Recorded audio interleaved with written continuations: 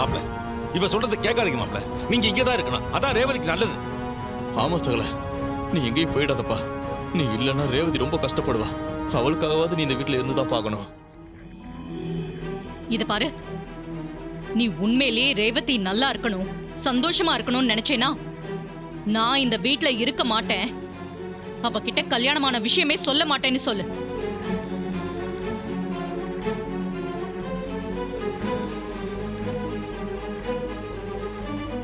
என்ன பாக்குற?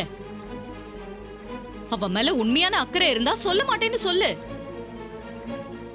மாப்ள வேண்டாம், உங்க வாயில இருந்து வார்த்தையை புடுங்கி உங்களையும் அவளையும் நிரந்தரமா பிரிக்கிறதுக்கு ஏற்பாடு பண்றாங்க. நீங்க ஒத்துக்காதீங்க. சகல, நீ இங்க இருக்கிறதா என் ரேவதிக்கு நல்லது. சொன்னா கேளு, போயிடாத. ஆமாங்க, நீங்க இங்க இருந்தாதான் அவளுக்கு பழைய நினைவுகள் எல்லாம் சீக்கிரமா திரும்ப வரும். அவ பழைய ரேவதியா மாறுவா. அவளுக்காக நீங்க அதெல்லாம் பண்ணாதீங்க. பாத்தியாக்கா, நம்ம வீட்ல இருக்கிற எல்லாரையும் பிரெயின் வாஷ் பண்ணி எப்படி சப்போர்ட் பண்ற மாதிரி வச்சிருக்கான். இவங்கெல்லாம் சொன்னானு இதுக்கப்புறம் இவன் போகாம இருந்துருவான் பாரு. முதல்ல உன்னை வீட்டை விட்டு துரத்தணும்.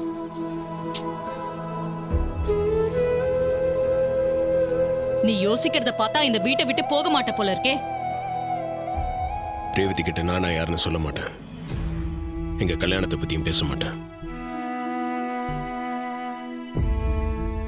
அவளுக்கு எங்க பழைய விஷயங்கள் ஞாபகம் வர மாதிரி நான் எதையும் செய்ய மாட்டேன். நான் கடவுளை நம்புறவன். அந்த கடவுளுக்கு சக்தி இருந்தா அந்த சக்தியை அவளை குணமாக்கி அவளை என்கிட்ட கொண்டு வந்து சேர்க்கும். மாப்ள சகல, மாப்ள நில்லுங்க. போகாத இருப்பா.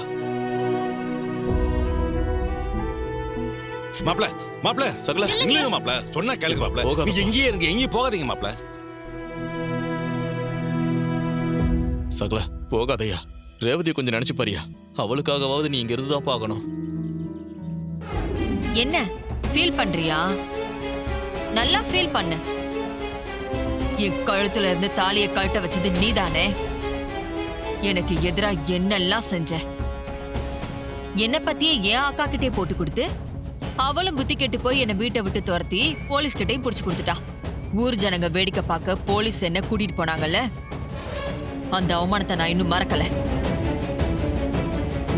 திரும்பவும் நான் அந்த வீட்டுக்குள்ள வர்றதுக்காக என் மேல நான் கெரோசின்லாம் ஊத்திக்கிட்டு ஐயோ ரொம்ப சீப்பா அசிங்கமா நான் டிராமா பண்ண வேண்டியதா போயிடுச்சு. அது கூட பரவாயில்ல. ஆனா நீ என் தாலியை கழட்ட வச்சதான் என்னால உன்னை மன்னிக்கவே முடியல. எனக்கு விருப்பமே இல்லைனாலும் என் மனசை கல்லாக்கிக்கிட்டு என் தாலியை கழட்டி என் புருஷன்கிட்டே கொடுத்த. அப்ப நான் எவ்வளவு வேதனைப்பட்டிருப்பேன்னு தெரியுமா?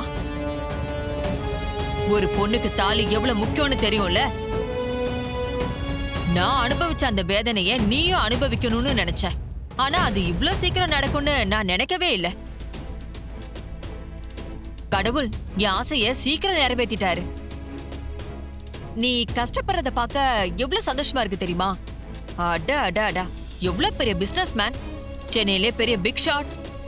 ஒன்ன இப்படி பாக்குறதுக்கு கண்குள்ள காட்சியா இருக்கு. இங்க பார், இனிமே நீ நினைச்சாலும் ரேவதி வாழ்க்கையில வர முடியாது. அவ முதல்ல உனக்கு ரொம்ப சப்போர்ட்டா இருந்தா, அதனால உங்க 2 பேரை பிரிக்கிறது ரொம்ப கஷ்டமா இருந்தது. இப்பதான் நீ அவளுக்கு யாருன்னே தெரியலையே. மா ரேவதி, தலையில என்ன வலி இருக்காமா? முன்னைக்கு இப்ப பரவாயில்லப்பா. அப்பப்ப லேசா வலி இருக்கு, அவ்வளவுதான். டாக்டர் மெடிசன்ஸ் எழுதி கொடுத்துருக்காங்க, சாப்பிட்டா சரியா போயிடும், கவலைப்படாத. ஹாஸ்பிட்டல்லே இருக்கிறது ஒரு மாதிரியா இருக்கு. எப்படா வீட்டுக்கு போலான்னு இருக்கு. அதான் இன்னைக்கு டாக்டர் டிஸ்சார்ஜ் பண்ணிக்கலாம்னு சொல்லிருக்காங்கல்லம்மா. இன்னும் கொஞ்ச நேரத்துல டாக்டர் வந்துருவாங்க. அவங்க வந்து உன்னை செக்அப் பண்ணி பார்த்த உடனே வீட்டுக்கு கிளம்பலாம்.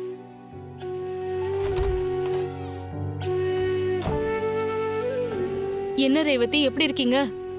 நல்லா இருக்கேன் டாக்டர். மருந்து மாத்திரை எல்லாம் கரெக்டா சாப்பிடுறீங்களா? சாப்பிடுறேன் டாக்டர்.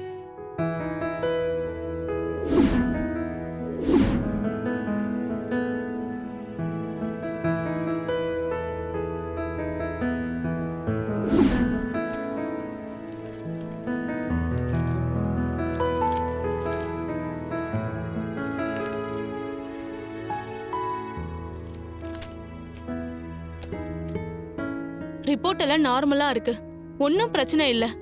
நீங்க இன்னைக்கே டிஸ்சார்ஜ் பண்ணி கூட்டிட்டு போலாம்.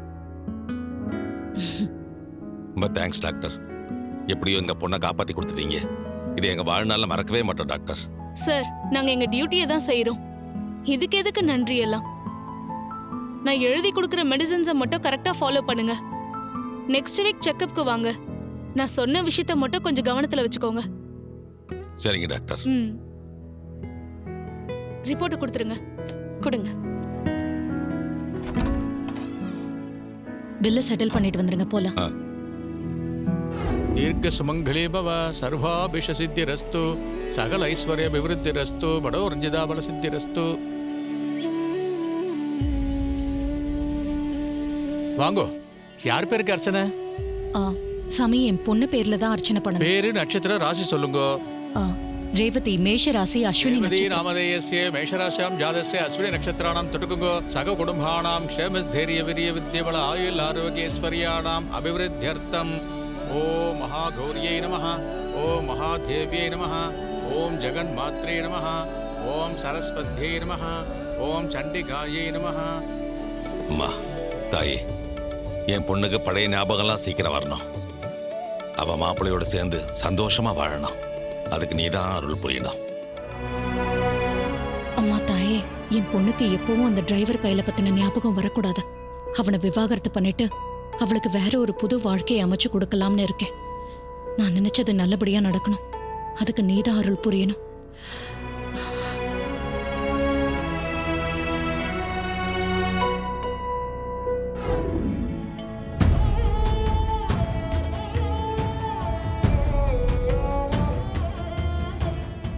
ரேவதியை பாத்தீங்களா? பார்த்தேன் மாமா, தூரமா இருந்து பார்த்தேன். சகல, கட்டின பொண்டாட்டியும் மறைஞ்சிருந்து பார்க்க வேண்டிய நிலைமை வந்துருச்சுல. யாருக்கும் எந்த கெடுதலும் நினைக்காத மனுஷங்க நீ. உனக்கு ஏன்பா இப்படிலாம் நடக்குது? ரேவதிக்கு ஆழ் மனசுல உங்க ஞாபகம் இருக்குன்னு தான் நினைக்கிறேன். அதனாலதான் நீங்க பார்த்ததும் யாரோ ஒருத்தர் பாக்குறாருன்னு டிஸ்டர்ப் ஆகி பார்த்தா. ஆமா மாப்பிள்ள, அவ உள்ளுணர்வு சொல்லியிருக்கணும். அதான் அவ திரும்பி பார்த்தா. அவ மனசுல உங்களை பத்திர ஞாபகம் நிச்சயம் இருக்கு. அது சீக்கிரமா வெளியில வரும். எனக்கு அந்த நம்பிக்கை இருக்கு மாமா. ரேவதிக்கு சீக்கிரமே பழைய ஞாபகங்கள்லாம் வரும். கண்டிப்பாக என்னை தேடி வருவா. எல்லாமே நல்லபடியா நடக்கும் மாமா. நாங்களும் கடவுள்கிட்ட அதான் வேண்டிட்டு இருக்கோம் மாப்பிள்ள. நிச்சயமா சீக்கிரம் அது நடக்கும் நம்புறோம் மாப்பிள்ள.